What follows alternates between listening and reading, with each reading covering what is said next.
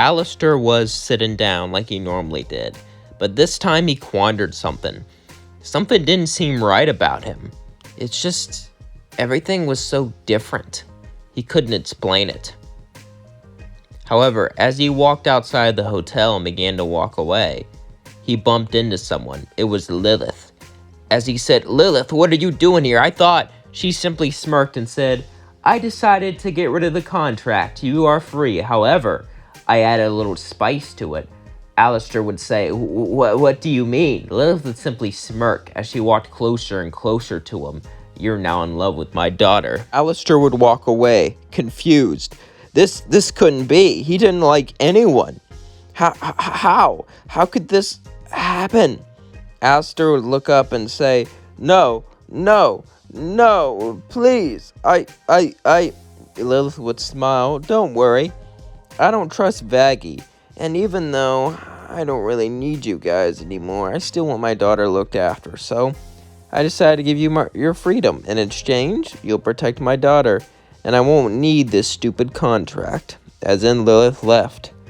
Alastor was free, but in a prison at the same time. True, no one owned his soul anymore, but now he had to help Charlie because he loved her. As he went to his room, he couldn't help but think about her all night. She was so amazing, so beautiful, so kind. So, Alastor continued to think about her throughout the entire night. As the next day came, Charlie would be walking into the lobby. As Alastor would walk up and say, "Hey, can we spend time together, just you and me?" Charlie would say, "Oh, that's so sweet." Vaggie would say, "But we planned out a date." "Oh, it'll be okay." So Charlie and Alastor went out to a restaurant.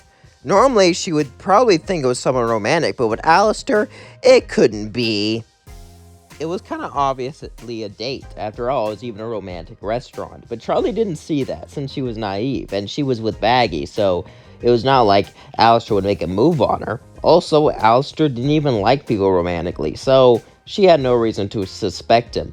As they ate, they had a good time, but Alastor started to ask some interesting questions. He would ask, "So, are you, into anyone besides Vaggie?" Charlie would say, "What do you mean?" "Oh, just prying," as he would say as he began to sweat and look away. Charlie would say, "Not really. Well, there's a guy who's kind of cute, but other than that, I mean, it's not like it would work out."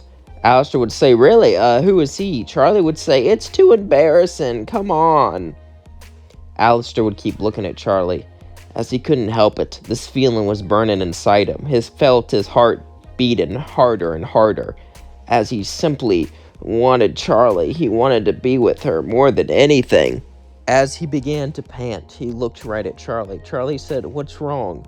Alastor would say, He would get up and look at her as he walked closer to her and started to hold her hand. As Charlie looked up, she said, "Please, tell me what's wrong." Alastor would say this, "I love you. Please be with me." Charlie was shocked. She couldn't believe this. Alastor loved her? How? Why? It was all so jarring. She simply got up and said, I don't know what you're pulling, but it's not funny," as she ran away. As Alastor then sat down and sighed. True, maybe these feelings weren't his choice, but he still felt them, and he still loved her so much. He couldn't help it, and he needed to help her. He needed to keep her safe. Maybe he should leave. Maybe she didn't want him around anymore. Alastor would feel sadness like he never felt before, as he slowly began to walk back to the hotel. As he walked back, Charlie was in her room, shocked. She couldn't believe what just happened. Alastor loved her? That couldn't be. I mean, sure, she liked him. He was very handsome and had a unique personality about him and was always there for her in a weird way, but love? No, she's with Vaggie. She can't do this, and he's a monster. Or at least that's what she thought. But she realized that he's been a lot nicer than he used to be. Maybe he is changing. Maybe he can be a good boyfriend, but that doesn't matter. She's with someone. As she kept looking down on the floor Eventually, she would hear a knock. She would say, "Come in," as Vaggie walked in. "What are you doing?" Charlie would tell Vaggie everything. As Vaggie went to attack Alastor, Charlie would say, "Please don't, Vaggie. He seemed kind of down. It seemed like he didn't want to say it. It's almost like someone cast a spell on him. It's weird." Vaggie says, "You're my girlfriend. You can't let this happen." Charlie would say, "I know, but I don't know." Charlie looked down sad as Vaggie felt guilty, like she was stopping Charlie from being happy. As Vaggie walked out, she saw Alastor. Alastor was packing his bags, about to leave. But right before he could walk out the door, Vaggie put her hand on his shoulder and say, "Do you care about Charlie?" Alastor would say, "Yes, more than anything. That's why I need to go. She loves you, not me. And, well, if she's with you, she's happy, and that's all that matters. Sometimes, if you really love someone, you have to let it go." Alastor would say, as Vaggie looked down and began to think, Maybe things could work out. She realized that they both had feelings for each other, and it would be selfish to deny them this. Vaggie would sigh and look at Alastor. "Do you promise never to hurt her? Do you promise to always be there for her, no matter what?" Alastor would look down and say, "Yeah, what are you saying?" Vaggie would sigh, as then she looked up, right at Alastor. As Vaggie would then say, "You both love each other. I can tell. The way she looked at me, the way she was looking down, you care about each other. And, well, I don't really like boys, but you, I think we can share her." "Really?" Alastor would say. "Are you sure she wants this?" "I don't know. Let's ask her." Vaggie would grab Alastor's hand and drag him into Charlie's room. Charlie would say, "What are you doing?" "I wanted to ask you something." They would all sit down and look at each other, and Charlie said, What do you mean ask?" "I wanted to ask if you were willing to date both of us." As the tension was high, Charlie simply looked at all of them. Charlie had a choice. Could she really do this? Could she really have a girlfriend and a boyfriend? They were both sweet people. Well, Vaggie was. Alastor was, well, changing for the better. Charlie didn't really know what to do, as she simply sat there and pondered the question.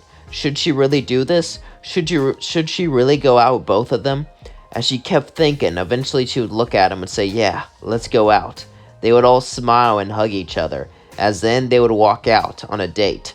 Vaggie and Alastor were both holding Charlie's hand, as they would go out to the park. It was beautiful there. There were trees, there were wildlife, and, well, everyone there had a good time. Even Charlie. Charlie was overwhelmed but happy. She had a great and beautiful girlfriend and a handsome boyfriend. Everything seemed perfect for her. She ate at a picnic, and they all enjoyed each other's company.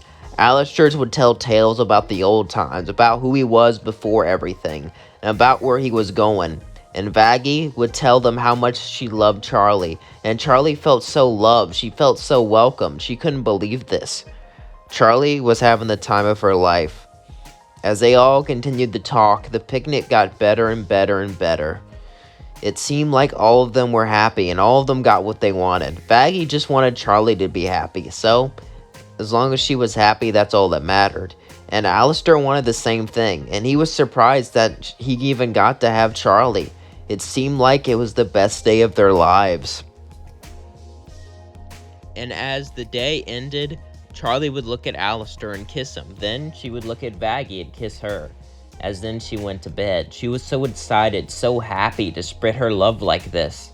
It was so nice. It was so beautiful.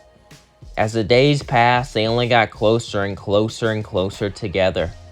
They had their fights, they had their differences, but Charlie loved Vaggie, and Charlie loved Alastor, and together, they were all happy. And that's all that mattered, because happiness conquers all. Love conquers all. You cannot define love.